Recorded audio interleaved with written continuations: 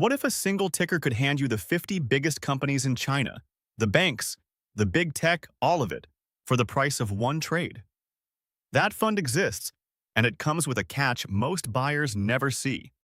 That fund is FXY, the iShares China Large-Cap ETF. BlackRock launched it back in 2004, which makes it the oldest and most heavily traded China ETF on the US market. It tracks the FTSE China 50 index, the 50 largest Chinese companies listed over in Hong Kong. With around $5.9 billion in assets, FXY is the go-to vehicle when traders want a fast bet on China.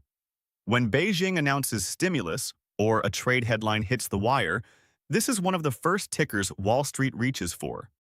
Buy one share, and you instantly own a slice of names like Alibaba, Tencent, China Construction Bank, and Xiaomi.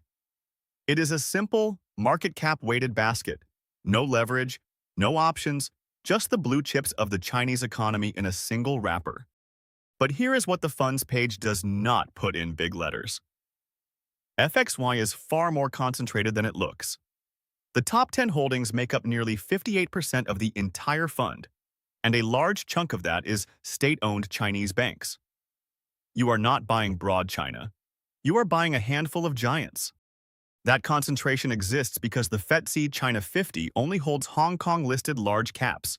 It skips most mainland iShares and leans heavily on financials.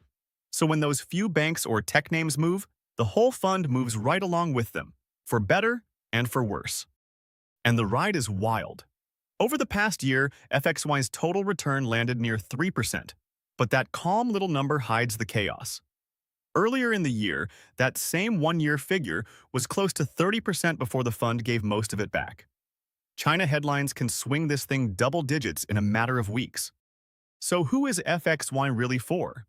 An investor who wants liquid large-cap China exposure can stomach sharp swings and understands they are making a concentrated bet on Beijing's policy and a few mega-caps, not a broad, diversified emerging markets fund. And do not forget the cost. At 0.73%, FXY charges far more than a plain index fund, and political risk here is always one announcement away.